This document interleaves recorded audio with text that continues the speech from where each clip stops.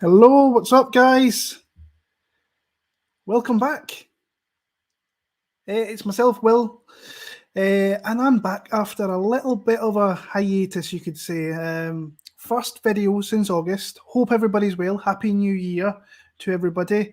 Um, really looking forward to talking some fights. It's been a bit of time, and yeah, really looking forward to coming in here and just talking some fights and try and blow some cobwebs off, because it feels weird not doing this, considering I did it every week for 8 years. But coming back a little bit here, it's going to just kind of blow off some cobwebs, and I'm going to talk about UFC 270, just kind of looking ahead in a few weeks' time to when those fights come through there. So like I say, I hope everybody's been well. Everything's good with me. Finally got moved into the new house, still doing some renovations and stuff, but we are on the way to kind of getting a lot of things done. My little boy came in October, so all is good. In a great place. The little guy's sleeping for 60 hours a night, so cannot complain about that.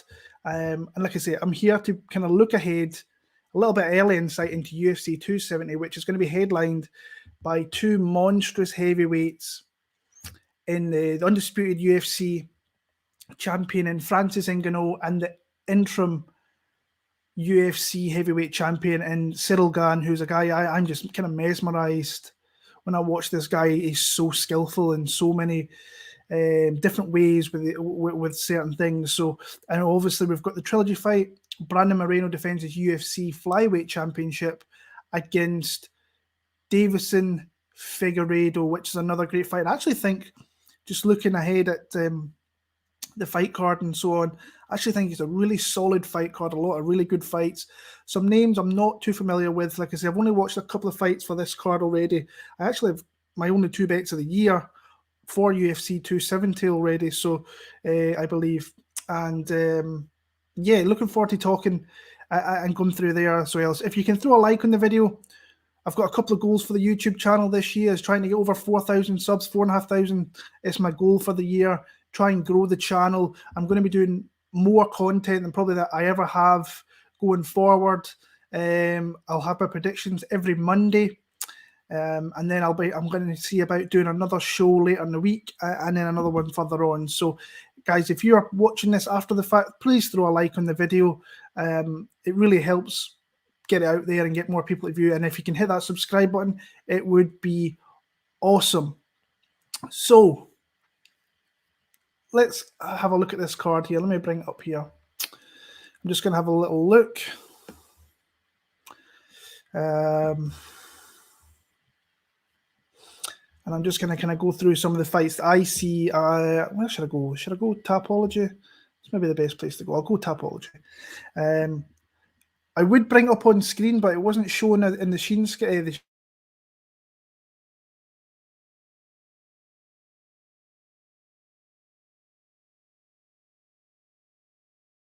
We've got some fights in the women's flyweight division. We've got Kay Hansen, who we all kind of know through the Invicta days, and she's facing against newcomer Jasmine Sudovatius. I think that's how you pronounce it. Someone I've knew about from a little bit. I think James Lynch, and so some other guys from the Canada who do interviews kind of were talking about this girl coming through a few years ago, and she's got her opportunity to kind of fight in the UFC after coming through the Dana White Contender Series, where she won a fight pretty convincingly against Julia Pilastri.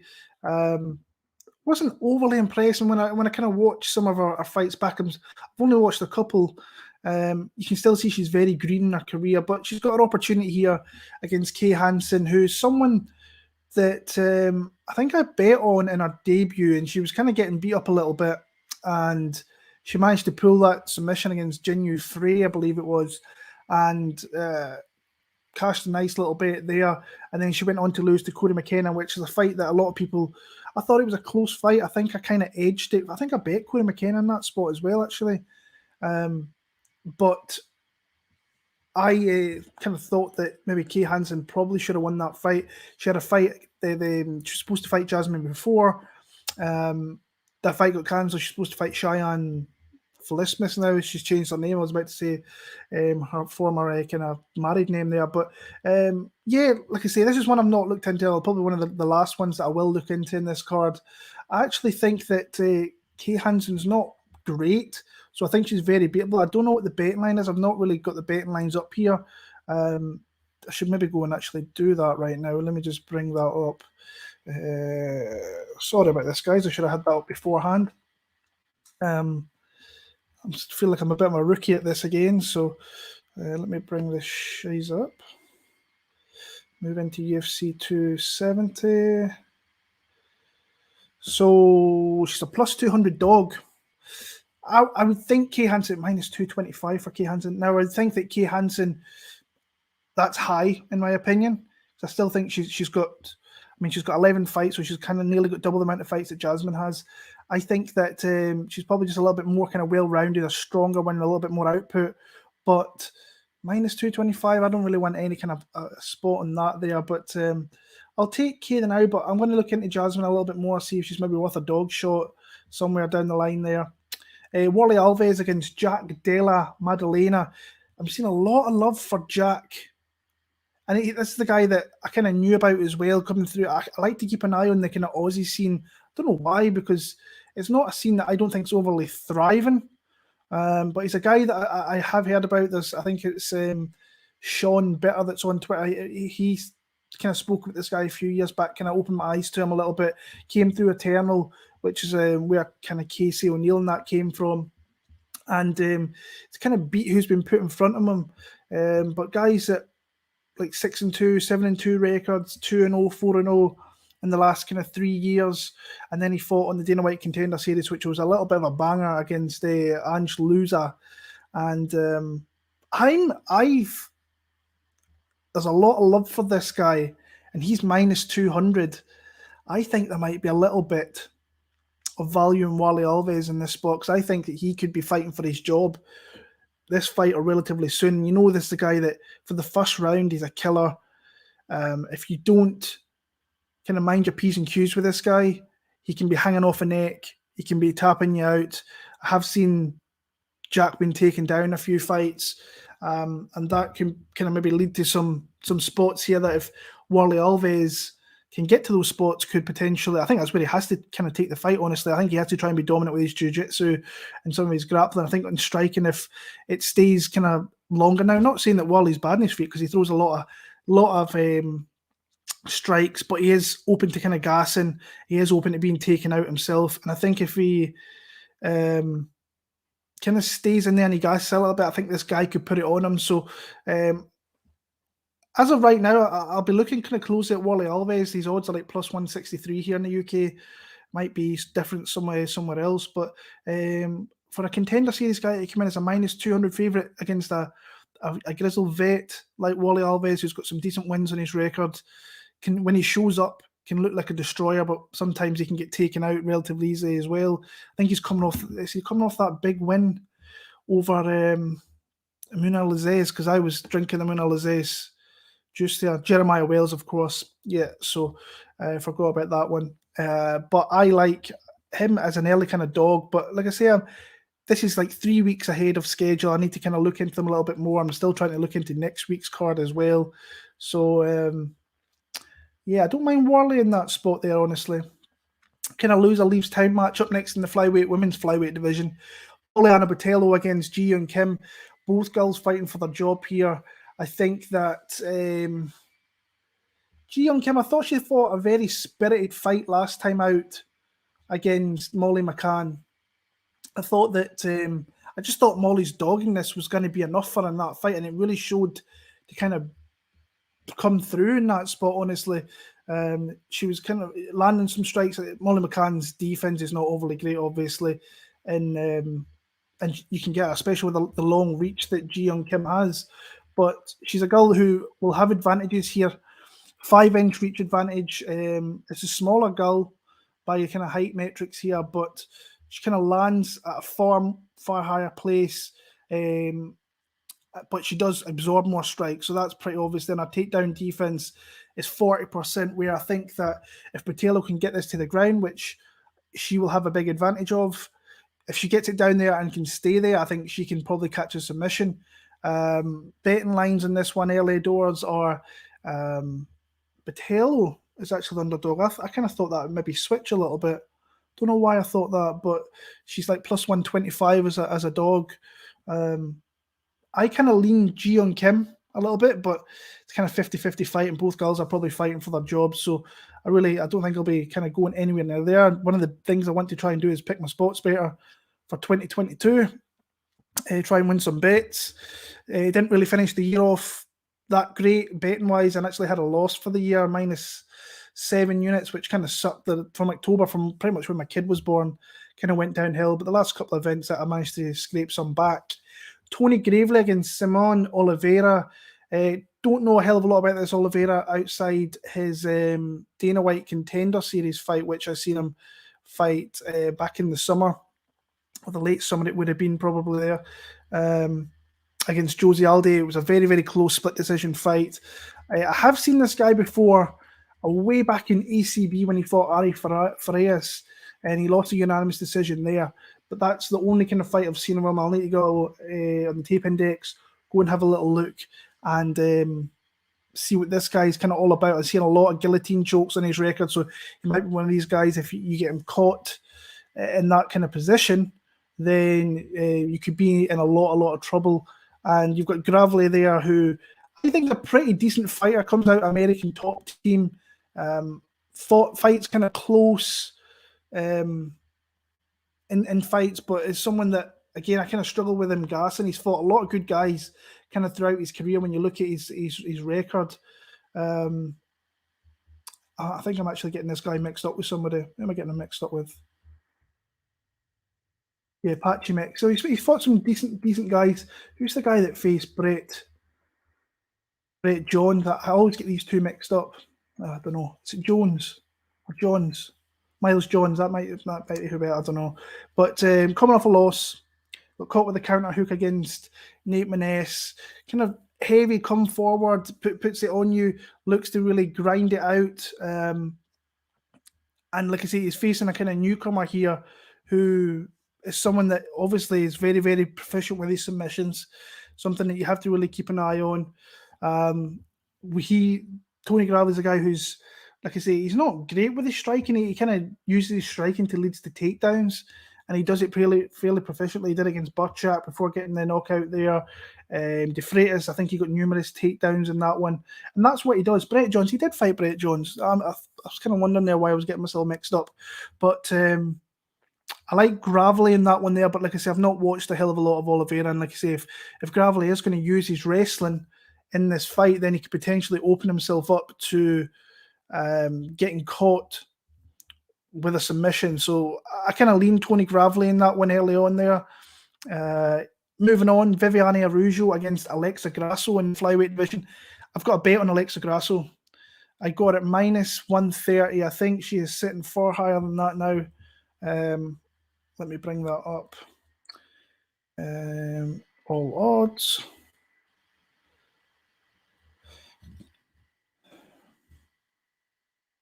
She's -163 kind of across the board, -175, 163 to -175 with the books here in the UK. I got her weeks ago, -130, which I think was the opening line, I believe.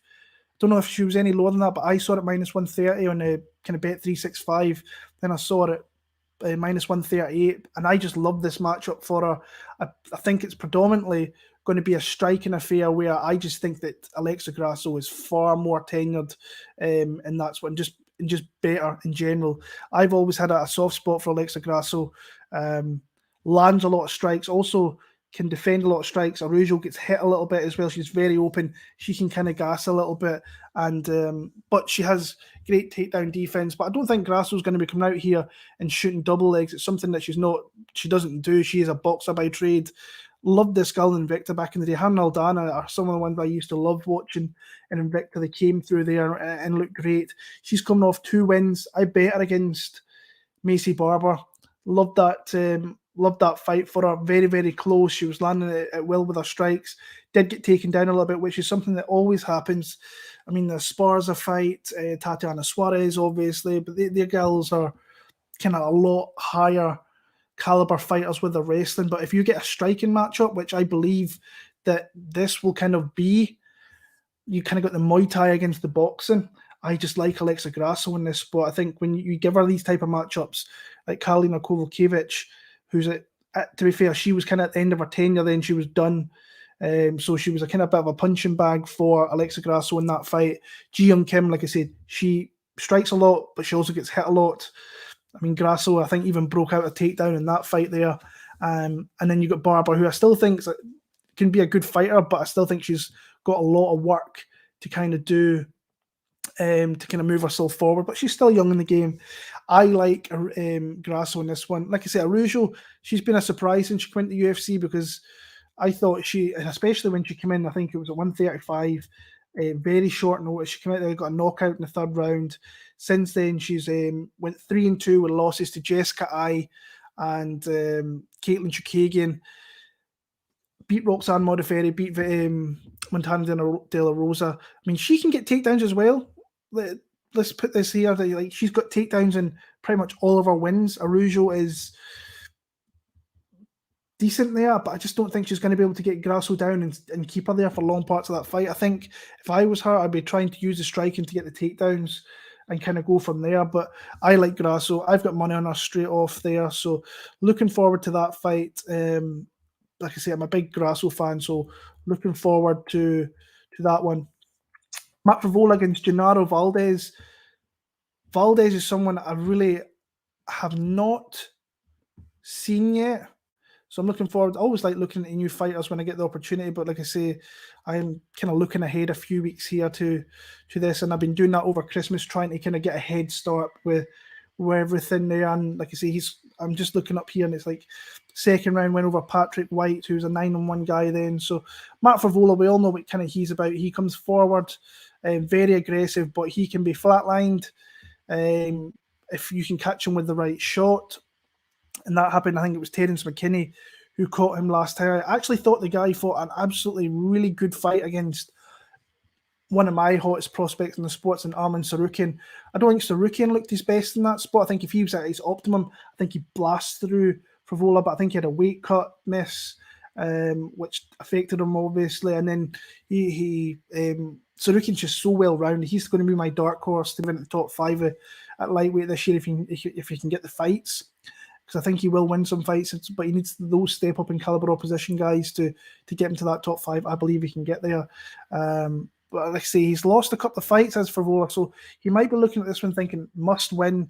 Came off that last one was a split decision one against Luis Pena, where pretty close. Pena's an awkward guy to kind of face with his length and his height. He can kind of hang off you a little bit. But like I say, I like Frevola in this one here, but like I say, I've really not watched anything in Gennaro Valdez, so something I have to look into a little bit there.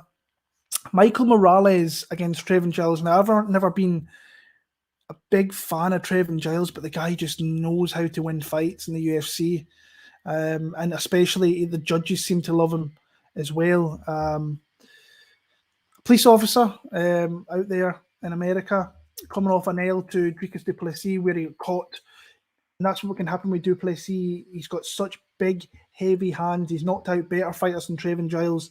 A guy that hopefully will be having the UFC in 2022 is Roberto Soldic, who I think can come in and contend in the welterweight division, maybe even the middleweight division. But at welterweight, I think he can kill some guys in that division. I think they need some new blood, and I think Soldic could instantly plant himself in the top 10 this year if he gets his opportunity to come over. I think he's got one fight left in his contract. But du Plessis, big power, caught him with the shot, knocked him out. Came off that win over Roman Dolidze, Bevan Lewis, where he got him in the third round there.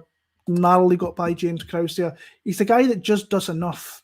And like I say, he could do enough here. He throws out a nice jab, keeps himself active in his striking, and he just does enough. When I look at here at Michael Morales, I actually quite like this kid. 11-0, coming off that win over Nikolai Valentikov, I think is how you pronounce it. Seen a few of his fights there.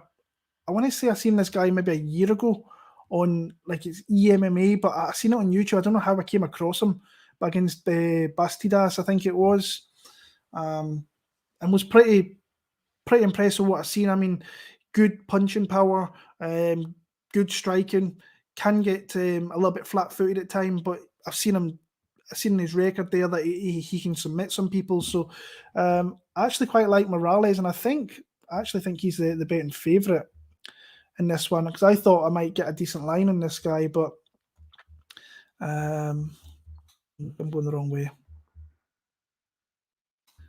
Yeah, so Trevin Giles is actually plus 125, and it's like plus 140 Michael Morales. So I'll be sitting back and taking notes and seeing what I can get from Morales there, but I actually quite like him in that spot earlier on there. So I'm just going to go into the comments here and just have a little look. I've not had all that much of a look. It's been good to see all these again. So what's up, guys? J Coyle. The main and the co-main are difficult to predict. People writing off Figueiredo. We'll get to that soon. Glad to see you back. I'm happy to be back. Would you say this is the best heavyweight fight the UFC ever put on? I feel like these two guys could beat them all. It's a great fight. It's a very, very good fight, G. I think it's one of the best ones that we've had in a long time. I won a $25 ticket to the 270 special on DraftKings. I've got a couple as well, which I managed to win. So the face-off will scare you off Hansen. Like I say, I've not been the biggest admirer of Kay Hansen, so I'm kind of leaning on the Jasmine side. I'm not even going to pronounce her second name, but he's on Grasso too. Let's go. Glad to have you back, Will Rogan, and to get the bald head going for that, Daniel. It's called Black Privilege. Herdine is the gold standard. I've missed some of this. Giles has to cut to 170 now. Also, though, that's something that I missed, Daniel. Thanks for bringing that to my attention. This is at 170. Interesting. That's really interesting. He's back. What's up, VCR? Buckley versus Razak. That fight got postponed. So, yeah, as Daniel said down below you there, that fight got postponed this afternoon.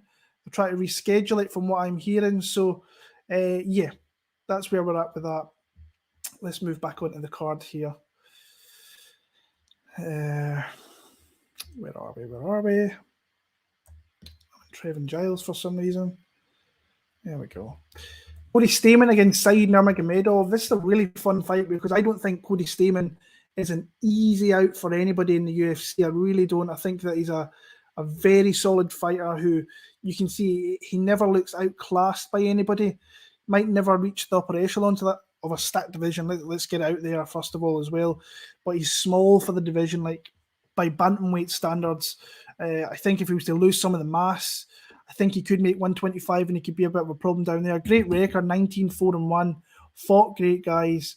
Just an overall fine fighter to have in the UFC. He'll win the fights he's supposed to win. He'll lose the fights to the kind of higher guys, and that's kind of what's happened to him kind of recently. And he's beat guys. Like I say, he beats the guys you're supposed to. So people like your Brian Kelleher's, who's not ranked. I don't think he's ever been ranked. Alejandro Perez, I don't think he might have been in the cusp of top 15. He's beaten the guys you have to, but when he's been facing, when he's got those step-ups to your Song Yadongs, I think it was a draw actually off the top of my head, where he probably should have maybe got that fight. But your Aljos, your Jimmy Rivera's, who I don't think is in the UFC anymore, but he was a top 10 guy for 3-4 years. Mirab, who's I think just lingering about that top 5, he loses to these upper echelon guys. He's a guy that's a gatekeeper to the top 10 pretty much. If you can get by a Cody Stamann, then you can really put yourself, especially for someone like Nurmagomedov, who's only had a couple of fights in the UFC. And these fights, I mean, Justin Scoggins, I don't even think that guy fights anymore. Ramos, I think, is a good victory, and especially the way he did that with the spinning back kick. Mark Striegel, he blew past that guy, and that's not really surprised. Lost to Barcelos, who I don't think he's fighting on this card next week, which kind of sucks. I was looking forward to seeing Barcelos again. But like a really decent guy for the division, good reach, good output. Haven't seen all too much of his grappling yet, which I do think that he's got a little bit there. I don't think he's just with the name that he's got doesn't mean that he's great down there. But Stamann, I mean, he can get takedowns. He can't really kind of keep you there for long spots, but he can get taken down too, but only against kind of elite grapplers that you've seen. in that one. But like I say, Alejandro Perez took him down as well. I remember watching actually a couple of days ago, looking at that one. I kind of lean side Nurmagomedov a little bit in this one, but like I say, I have a feeling that Corey Stamann could make it close, and he's plus 175 as a dog. Not a bad dog shot, because he could fight close side. This is a big jump up, I think, from he fought Raoni Barcelos, so I think you could put in that top 10 of that division. So I kind of like side there. Adolfo Vera against Wellington Tarman. What's the betting line in this one? Because I feel that some people will take shots on Wellington Tarman in this spot. Oh, plus 225 for Wellington Tarman. People definitely take a shot on him. Minus 275, the return on Adolfo Vera in that one there. Now, Adolfo Vera came off one of the kind of most shocking losses of 2021 when he lost to Fluffy Hernandez, and the way that he lost as well. He calls himself the black belt hunter. We've seen in the UFC before that he's got great grappling. You've seen it in the Safarov fight. You've seen it in the Stolfus fight. You've seen it in the Pahota fight. This guy usually gets you to the ground. You're in deep trouble. And it showed in that fight that anything can kind of happen. And that's something you really have to kind of be careful with in MMA is sometimes just mad shit happens, and you just kind of have to kind of deal with it. Obviously, the guy's huge for the division, big, kind of sturdy guy, but he gasses badly. And if you can kind of get past the initial kind of not getting taken down and being kept there and keep it in the feet, then you can absolutely get this guy. I should say that he come off that loss to Hernandez, beat Stolfus in his match. I thought Stolfus actually fought a really good fight against Mearshart a few weeks back there. But if he can get takedowns, you're in deep trouble here. And like Wellington Tarman, I actually quite like watching him. He's super aggressive, but he can be taken out. I think he was a little bit lucky in that Sam Alves fight, in all honesty. I thought that Sam usually gets the bum end of some decisions, but it's hard to kind of root for him with the way he fights sometimes. But usually when Tarman gets beat, he kind of gets stopped, and we've seen that in his 3 losses in the UFC, except for his first one when he lost to Robertson via a split there. But he got knocked out by someone in Andrew Sanchez, who's not known really for his punching power. Bruno Silva is known for his punching power and caught him in the first round there. I think you kind of have to go with Adolfo Vera, because I think that when you look at Tarman, I mean, I think he's a black belt as well, but there is kind of levels. But in saying that, people were calling Vera the best guy in jiu-jitsu. I think Andre Muniz is actually probably the guy in the UFC that is scary when you go to the ground with. I kind of lean Vera in this one. I don't think I'll really want to take a shot in Wellington Tarman at the kind of odds he's at. But he could come in here and cause an upset, because I think Vera is a little susceptible to just his own conditioning. I think if he was to improve that, but I don't think he ever really will overly improve that. Now, this fight here, oh my goodness. When I heard this was announced, I was like, easily probably my fight that I will look forward to in the entire first quarter of the UFC. Movsar Evloev 15-0 against Ilia Topuria 11-0. Now, if you guys have been around my channel for long enough, Ilia Topuria, actually mentioned both these guys in my 15 guys the UFC should sign in, I want to say 2019, 2018. These are the 2 of the guys, and especially on the Topuria side, I'm super high in this guy. But also, when you look at Evloev, he's such a really good, well put together fighter who comes out of Russia but really goes to Tiger Muay Thai. I'm not sure how that's working out. I know they opened it back up again where you can go to Thailand. And then you've got someone in Topuria who comes out of Spain, but I think that he's been kind of going back and forth between MMA Masters in Florida there, and a guy that I've had my eyes on since kind of day one. I love this guy. I think he's like I say, this is a massive fight. But if he can get past someone like an Evloev here, where, I mean, that's just a massive, massive win to have on your side. But the guy's deadly, and he's deadly everywhere. 3 fights in the UFC, 2 fights in the UFC, 3 fights, yeah. I remember cashing him as an underdog in his first fight against Ciryl. Took that in short notice. I think it was less than 2 weeks. Came out there, dominated the fight, looked great, kind of gassed a little bit. Came out there against Damon Jackson, showed that absolutely killer instinct with his striking. Now, Damon Jackson's striking defense has got a little bit to kind of be desired. He can get hit, and it showed that once this guy hits you, you're in trouble. And then Ryan Hall just really had nothing for Topuria. Once Topuria caught him clean, it was done. If you look past this, I actually came to know this guy in early 2018 when he's fighting on Cage 43. I think it was in Finland.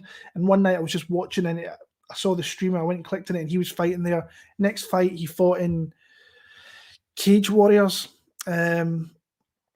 I thought he might have a run there, but then he went over to Brave. I think he signed with Brave for a couple of fights. When I think Steven Gonsalves was the fight there where he got dropped. That's the only chink in the armor that I've seen so far, was him getting dropped, but then he came back, got himself back up there, and knocked the guy out in the first round. I think when you look at Evloev, a guy who I've been really impressed since he went to UFC, I've seen some people kind of poo-poo on him a little bit. I'm not one of those guys. I think that he's improved his striking since he's come into UFC. I think he's came through some squirrely spots in the UFC, especially when you look at Mike Grundy, who had him in a deep guillotine there. And Mike Grundy, I mean, he's a wrestler by trade, so he was probably expecting to get takedowns, but I was kind of a little bit shocked that he got that many takedowns in that fight there. And maybe Evloev just let him get those to kind of take some of the pressure like off his striking and whatever. Came out there, split decision win over Nick Lenz. It was just a kind of masterclass with his striking. Was early on everything. Nick Lenz is easy to hit. Super impressed with his decision over Hakeem Dawodu, who I think that was a good step up from the fighters that he'd fought beforehand, and got numerous takedowns and tried for a couple of subs there. To me in this fight, I think he has to go back to his grappling and try and stop Topuria, because I think on the feet, I think that even though I think he's made really good additions to his kind of striking arsenal, I still think that he's outgunned if he goes toe to toe with Topuria here, because I think he's got heavy hands and really good crisp striking, which I think he can keep going for 15 minutes solid.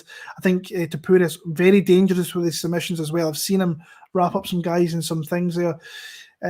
But I'm trying not write off Evloev just for the love that I have for Topuria. But I am on Topuria. I'm just kind of hoping the betting line was going to come down there. Saying that, the betting line is, I was going to say, I thought I'd seen it at plus 110 there, but he's actually, is that minus 110? Because if that's minus 110, I'm going to bet that right now. No, 120, minus 120. So if I can get it down a little bit, I actually don't mind it at minus 120 or minus 125. But if I can get closer to plus money or a pick 'em fight, I think I'll take him in this one. But great fight. Fully looking forward to that. Outside the main event, I'm probably looking forward to this fight more than the main event actually. In that one there. But I'm kind of leaning to Topuria to break the undefeated streak of Evloev and continue the undefeated streak himself and move to 12-0. Greg Hardy against Alexei Oleinik. We all know what Oleinik wants to do. He wants to kind of wrap up Greg Hardy, try and get a submission if he can. He's going to come forward. He's probably going to be, his chin's wide open to kind of getting hit. And if he doesn't get hit, I think he could probably catch something here in Greg Hardy. But it's, what's the betting line for this one actually? I'm kind of leaning on the Greg Hardy side, but I'm really rooting for the boa constrictor, because I just think he's a guy that he kind of really, he's actually pretty fun to watch. I think he's very, very hittable. What is he? He's quite a big underdog, minus 163 for Greg Hardy. I kind of lean not there, but like I say, this is a fight I really probably don't want any part of betting. I'm just going to sit back and watch, and I think it's right before the two big fights on the pay-per-view. I really don't have much interest in that fight, honestly. So pick Greg Hardy, but I want Alexei Oleinik to win. Co-main event, trilogy fight, Brandon Moreno against Davison Dice DeGuerro Figueiredo. As of right now, on what's the date? 5th of January 2022, I'm on the Davison Figueiredo side right now. I'm kind of having some back and forward with some people on YouTube on Twitter who I kind of speak to a little bit here and there when I get the time. And most of them are on the Moreno side, so I'm kind of on an island a little bit here. And they brought up great things to me, better grappling. Maybe Moreno kind of figured them out, and actually watched an interview with Moreno saying he took so much confidence from the first fight, which it finished a draw. I had it for Figueiredo. I thought he won pretty clearly, but obviously there was the misdemeanors and getting points taken and whatsoever. And then in the second fight, Moreno just fought an absolutely amazing fight. Really, really good fight. And I love the flyweight division. I really do. I think it's just one of the best divisions. I think the influx of talent that they've actually added recently is actually brilliant. Jake Hadley, Mohamed Mokaev. There's another one off the top of my head who I'm completely forgetting about. Even like Zhu Rong, I think, was he a bit higher? I think he's a higher class. But they've added some great guys. Flyweights a buzzing division, all because of Moreno, Figueiredo. And you look at that fight there, Moreno was landing the far cleaner strikes. I think Davison definitely had a little bit of trouble with the weight, which is something that's always going to plague him as long as he fights at this division, because we've seen him miss cuts before, seen him have heavy cuts where it's not looked good. Love the fact that he's moved himself out to Arizona at Fight Ready. I think that's the premier camp outside American top team in the sport, maybe Sanford MMA. Working with Coach Henry Cejudo, like the fact that Weili Zhang did that. I thought she fought a great fight against Rose, but Rose is just the lady for that division. Figueiredo was always going to have the power advantage. I think he can knock down Moreno, but obviously Moreno knocked him down last fight as well. Took him down a few times. Figueiredo got a takedown as well. But I see this fight being a lot like the first one. I think the second one was a bit of an anomaly. I can't even say that now. Anomaly. There we go. And I've just got this feeling about Davison getting his belt back in this one here. And I'm going to get dog odds. He is sitting at... what's his odds? Plus 140. I've got the trigger finger ready to go on that one. I really do. I think that is just a spot that I really, really like. And I maybe should kind of back off, but it was one of the stories of 2020 was actually seeing Brandon Moreno get that belt, because it was such a great for the sport. The fact that they've got a Mexican fighter as a champion, which we know as a fighting nation is one of the most proudest, and give us some of the greatest fights of all time as well. The comeback from Moreno to kind of being cut, coming into the UFC, I think Askarov was his first fight back. Close fight. I think that's the guy that a lot of people are presuming is going to be the UFC champion in 2022. It's hard to kind of look past Askarov, honestly. Beat Kai Kara-France, beat Juicy, which is always a great win. Shut him down, never got taken down except for the one time, I believe, in the first round, but really bossed that fight. Brandon Royval, he was just too experienced and too good. I had too much for Royval. And then he obviously had the run with Davison. I'm going to pick Davison Figueiredo. I actually think he's going to knock him out this fight. I feel that... I just feel he's going to catch him clean with something. And I think it's going to be a back and forth war where I think it's going to go to decision. If Moreno can obviously get a spot where maybe Davison tires a little bit, he could potentially take him out late like he did in the fifth last time out, or the third round, I should say. So I'm kind of leaning with Davison Figueiredo, and as long as that line stays there and keeps going up, I'm probably going to bet Davison Figueiredo for that card there. Good dog odds, former champion. I think there's a stat out there that most trilogies, the guy that usually wins the second fight kind of usually wins 80% going into the third match there. So we've seen that with the McGregor-Poirier fight there. Usually that kind of does happen as well. So I'm seeing a lot of love for Moreno. Not hearing a hell of a lot about Davis. And I know Jay was saying in the chat there that a lot of people are kind of writing him off a little bit. I like Davis, and I'm interested to see what Fight Ready's going to do for him, and being with Henry Cejudo. So, and Santino DeFranco, I think, is out there. I think is a great coach. Eddie Cha. So they will work with him. They will get him better for this fight. I have no doubt about it. So I'm leaning Davis and Figueiredo there. And the main event of the night, this is such a great fight. I was literally watching I've been watching I want to say I've been watching this fight for about a month, just kind of going back and forth, just picking fights here and there. It's Francis Ngannou against Ciryl Gane for the Undisputed UFC Heavyweight Championship. And guys, before I get into that, if you're still with me, throw a like in the video. It's much appreciated. But yeah, Francis Ngannou, Ciryl Gane. You've got the kind of the blitzing power and the kind of unreal kind of nuclear power of Francis Ngannou against the kind of subtle, what's the word I'm trying to find? Just subtle, great abilities of kind of Ciryl Gane. I'm kind of blown away with Ciryl Gane, honestly. I kind of, you get those fighters you fanboy about a little bit, and you watch and you just admire everything that he does. And Cyryl's one of those guys that I just watch, and you watch back his fights, and now his fights can sometimes not be the most exciting, but you can pick things from his fights, how good he is with his accuracy, with his footwork, his switch stancing, his selection of strikes, when to attack. Just he's so good across the board. He's one of these new age heavyweights who's very, very good. We've seen him in the UFC with his wins. He's kind of come in. He's only been, what's this, his 10th or 11th fight this is going to be, and he's fighting for the undisputed belt. Already got the interim strap there. I mean, he came into UFC 2019, 2.5 years ago. Went through Pessoa, beautiful submission in the first round there. Don'Tale Mayes really just fought a great fight in that one, and then caught him with a heel hook. And then you kind of saw the kickboxing in him, where he can kind of sit back, pick you off when you get aggressive, like Tanner Boser did. Kind of had the leg kicks to really keep him at bay. Boser really had nothing for him. Then he got that step up to Junior Dos Santos, former champion, legend, Hall of Famer, you name it in the UFC, big name, caught him at the right time, devastating knockout with elbows there at UFC 256. Then he had Jairzinho Rosenstruck, who's, I don't want to say he's like Francis Ngannou, because he really isn't, but he's obviously got that scary power that you have to really kind of keep an eye on at all times. And dealt with him with ease, literally just like picked him apart, never had anything for Ciryl Gane. It was an absolute wipeout, really. He just kind of played with his food in that one a little bit. He had like 100 significant strikes, got some takedowns in there when he had to, and just looked great. A lot of people say, oh, boring. I didn't. I really just look at the fight and just really like what he's all about. Got a big step up against Volkov.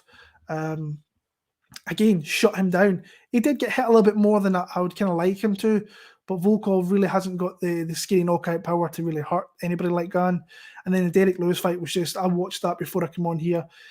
It was a beatdown of epic proportions in Derek's hometown as well, going into someone else's backyard and shutting him down. Derek Lewis had nothing for Ciryl Gane. He came out in the southpaw stance, started to just use that long, fluid, languid jab, keep him at bay. Derek Lewis was trying to throw high kicks. Ciryl Gane was just never there to fully take anything on the arms, the hands, anything at all.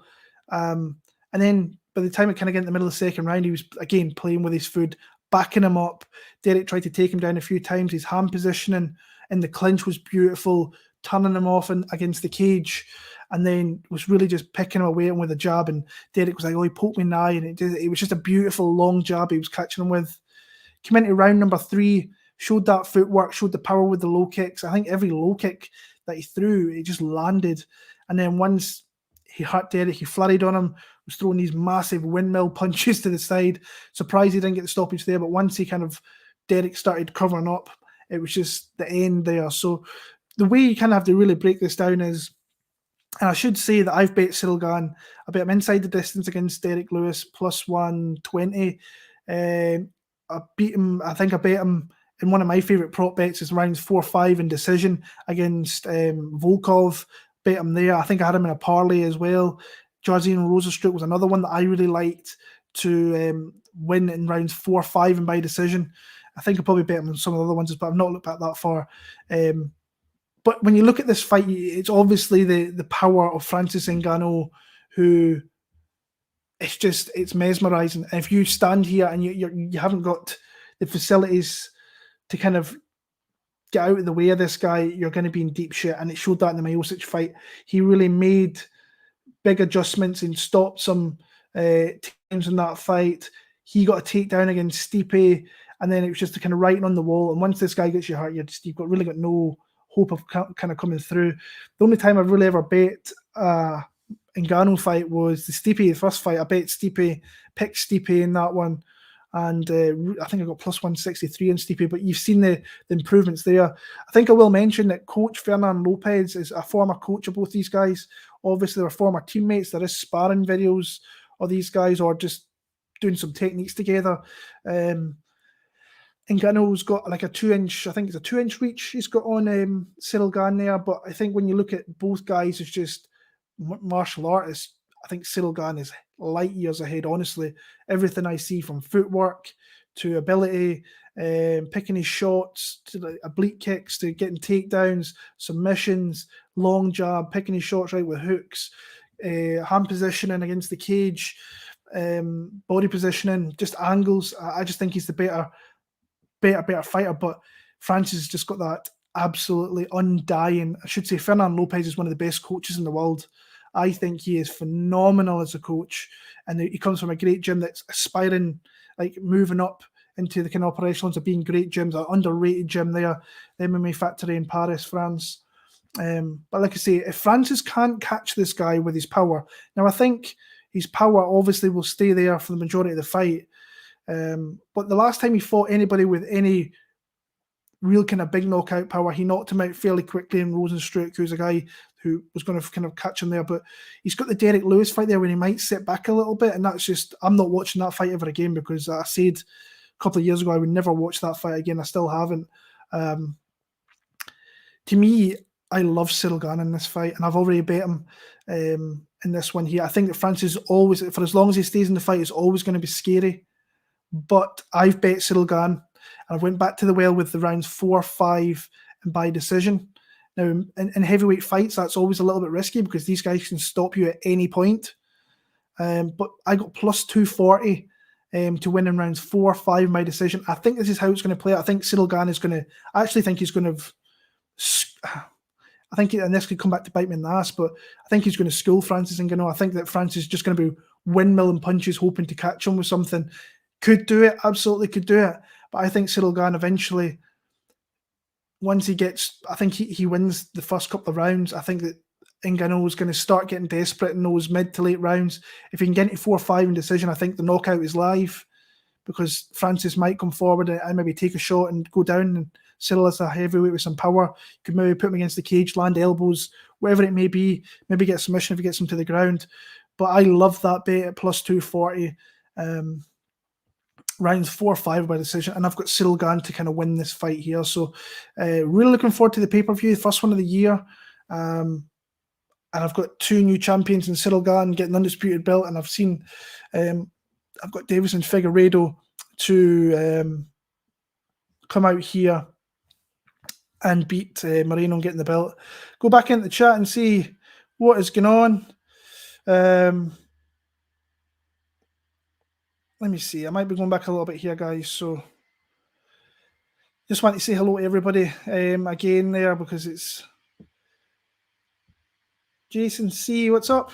Long time no see. Welcome back. I'm back. I'm going to be back now. I'm not going to miss anything this year. I'm looking forward to it. Rough first card for betting. Pre-tape, I like McGee to win a decision as a slight dog. It's weird. I'm kind of looking ahead of this card for next week. I've probably watched about 4 or 5 of the fights, and a couple of them got cancelled today, which kind of sucks. So yeah. Tarman will find a way to get finished. That could very well happen. The line is insane, to be honest. Yeah, can Alexis survive the first round? Potentially, he definitely could. Finish in the hard Oleinik fight is a lot prop in the card. Could be. Don't know what this says, but yeah. Welcome back from Daniel. Daniel's a good name. If you didn't know, my son, that's what I named my son. My son's called Daniel. So, yeah. Figgy is the bet as an underdog. Moreno's confident though now. That's it. He definitely believes that he can win that fight. I just like Figueiredo, I do. Welcome back, Will BP. What's happening, man? Hope you're well. Leaning Tony Gravely, Brandon, and Kay Hansen, and maybe Michael Morales. I like Gravely. I've talked about Morales, quite like him. Kay Hansen, I don't really overly like much. And I'm on Figgy, so yeah. Guys, if you get any questions, throw them down below and I'll get back to it. Ciryl Gane getting ragdolled, in my opinion. Really interesting. Interesting. By the way, guys, my predictions for next week's card is going to be out on Monday. I'm going to be going back to early on the week, and then I'm going to be getting something out later in the week. Don't really have a clue how Gane will manage the power until next fight. I just don't think he gets hit with anything. I don't think he's going to get hit with anything substantial to put him in the back foot. So, plus 110, Francis K was always value. That's the way you should probably go, considering it's a pick 'em like minus 110. Go with Francis by knockout is probably the bet there. I do lean Gane, better fighter.